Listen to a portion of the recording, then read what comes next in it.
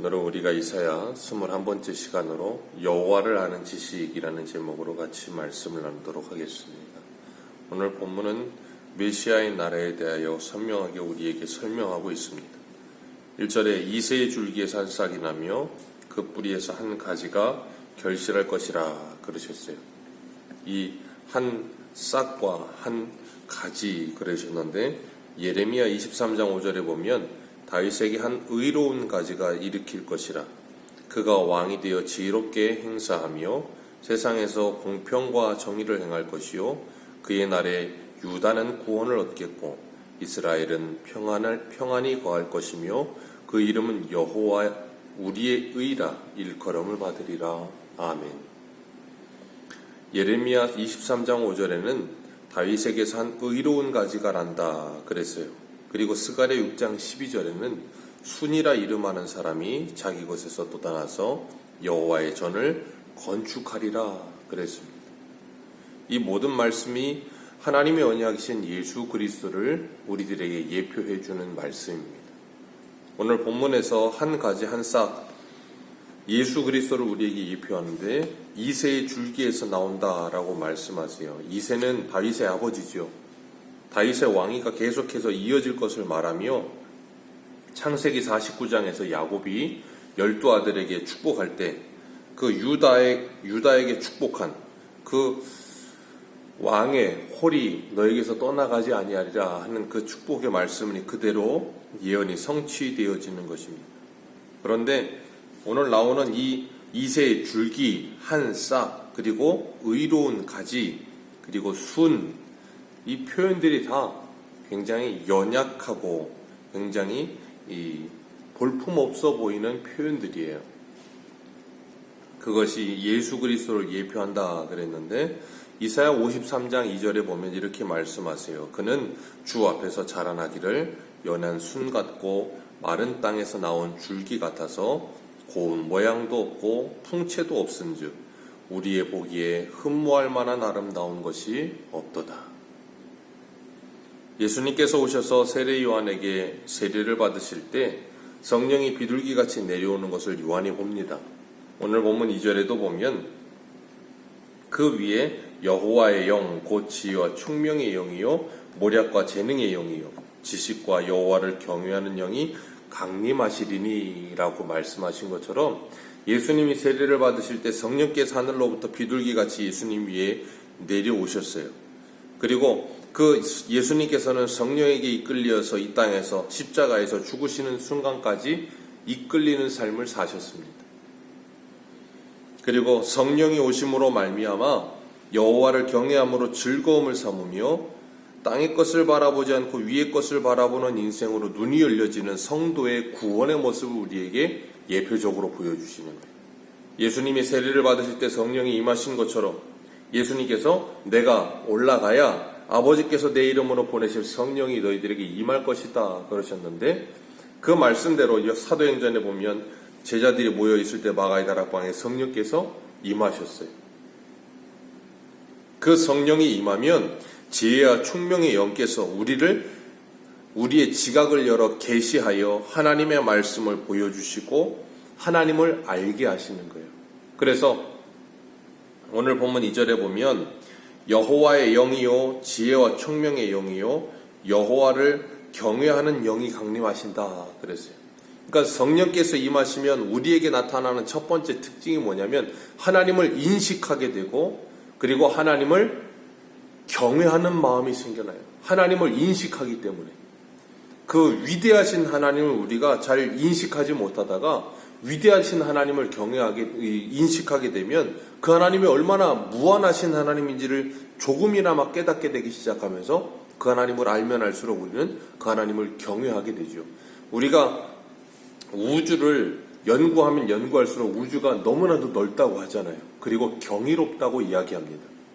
그런 것처럼 몰랐을 때는 몰라도 알기 시작하면 알기 시작할수록 그 끝이 없는 우주를 보면서 너무나도 넓다, 너무나도 대단하다 그러는데 그 우주를 창조하신 하나님이 어떤 분이신지 우리가 조금씩 알게 되면 하나님을 경외하지 않고는 견딜 수가 없는 거예요.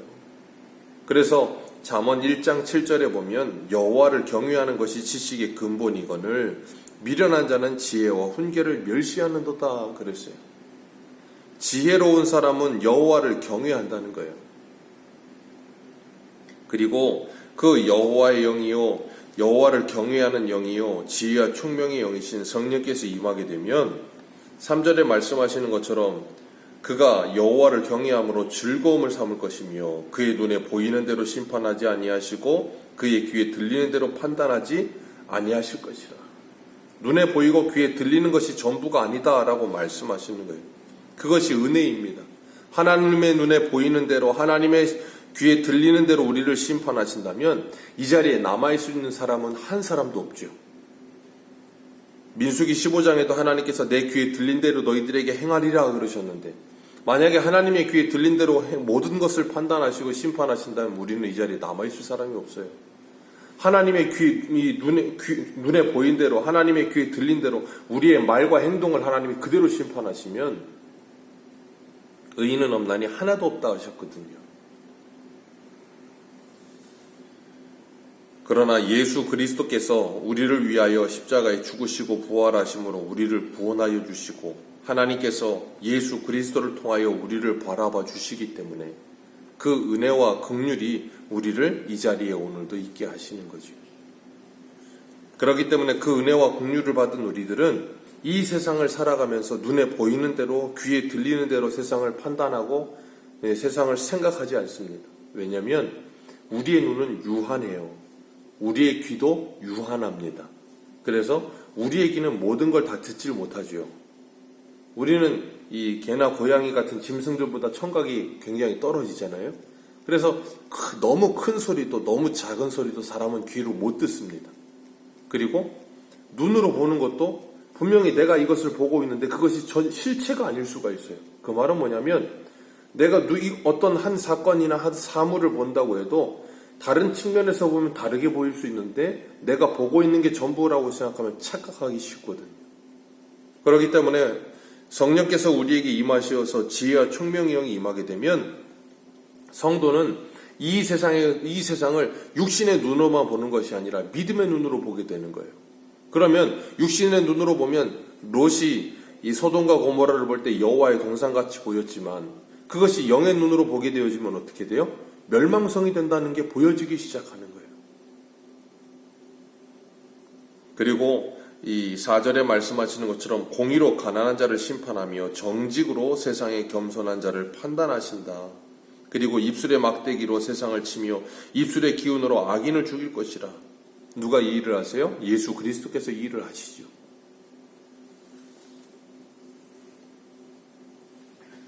그렇기 때문에 예수 그리스도께서 오시면 공의와 정직으로 이 세상을 심판하시고 이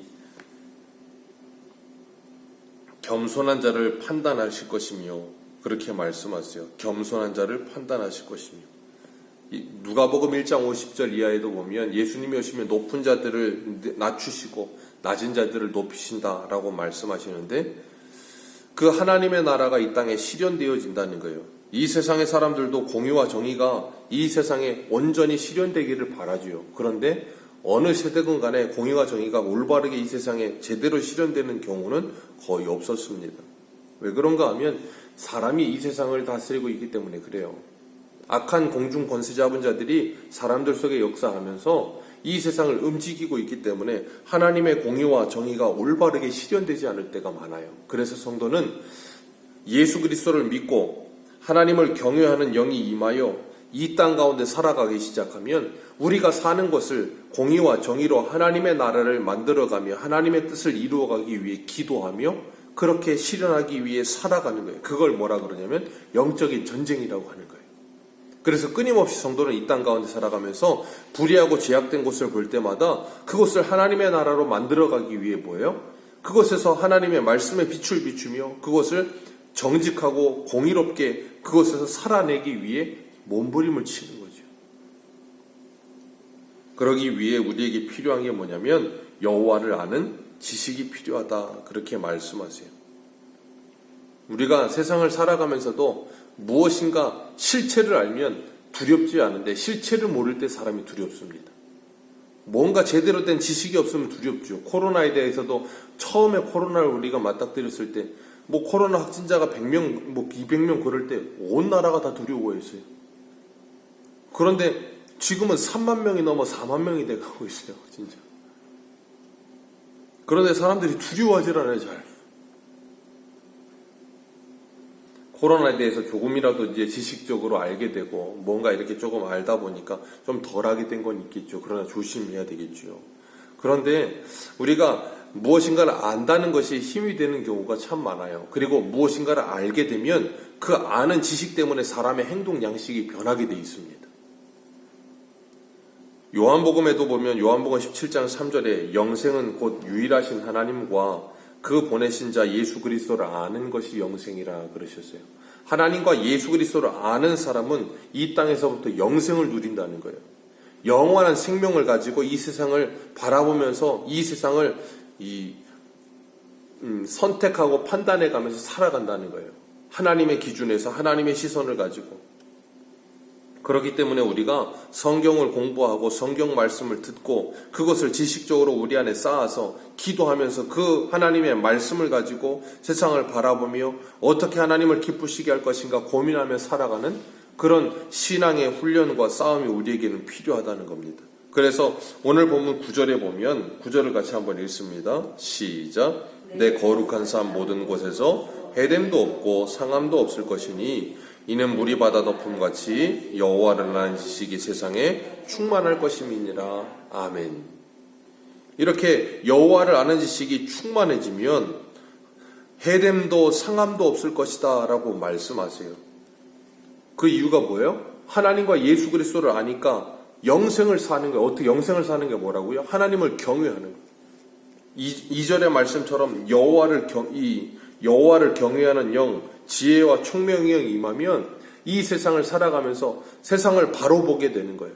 세상 사람들처럼 세상을 왜곡하거나 잘못된 시선으로 세상을 바라보면서 영원히 살지 않지만 이 땅에서 영원히 사는 사람들처럼 살지 않고 올바른 시각을 가지고 이 땅에서 나그네와 외국인과 거류인처럼 영원한 더 좋은 본향을 향해서 달려가면서 믿음으로 위의 것을 바라보며 살아가게 된다는 거예요. 그래서 오늘 본문 6절에서 8절까지 이 말씀을 한 단어로 추격하면 사랑이에요. 사랑입니다. 서로 먹히며 싸움하며 경쟁하며 시기와 질투하는 것이 아니라 율법의 완성인 사랑을 가지고 섬기며 서로를 위해주며 배려해주며 그렇게 살아가는 거예요. 그게 어떻게 가능해요? 여호와를 아는 지식이 충만해지면. 그래서 영생을 사는 하나님의 나라가 구현되고 실현되어지면 어디 안에서요? 먼저 성도 안에서. 그리고 나면 보여지는 것이나 들려지는 것으로 모든 것을 판단하지 않고 그리고 나에게 조금 힘들게 하고 어렵게 하는 사람들을 원수처럼 대하지 않고 그들을 긍휼히 여겨주며 사랑으로 품어주게 되는 거죠. 그래서 고린도전서 13장 7절에 보면 4절에서 7절에 보면 사랑은 오래 참고 온유하며 투기하지 않으며 자랑하지 않으며 교만하지 않으며 무례히 행치 아니하며 자기의 유익을 구치 아니하며 성내지 아니하며 악한 것을 생각하지 아니하며 불의를 기뻐하지 아니하며 진리와 함께 기뻐하고 모든 것을 참으며 모든 것을 믿으며 모든 것을 바라며 모든 것을 견디느니라. 이것이 9절 말씀과 같은 말씀인 거예요. 여호와를 아는 지식이 세상에 충만해지면 상함도 해됨도 없을 것이라. 우리가 하나님을 많이 알면 무엇이 유익합니까? 우리가 성경을 많이 암송하고 알면 무엇이 유익합니까? 우리가 기도를 많이 하면 우리에게 무엇이 유익합니까? 우리가 그 모든 것을 열심히 알아가고 열심히 배워가고 여호와를 아는 지식이 충만해져가는 이유는 딱 하나입니다. 하나님을 경외하며 이웃을 사랑하기 위함이에요. 하나님 사랑, 이웃 사랑이 우리 안에 온전히 실현되는 하나님의 나라를 이루는 삶을 살기 위함입니다. 오늘 하루도 우리가 하나님의 말씀과 기도에 충만하여 하나님을 경외하며 이웃을 사랑하는 복된 하루 되시기를 주님의 이름으로 축복합니다. 기도하겠습니다.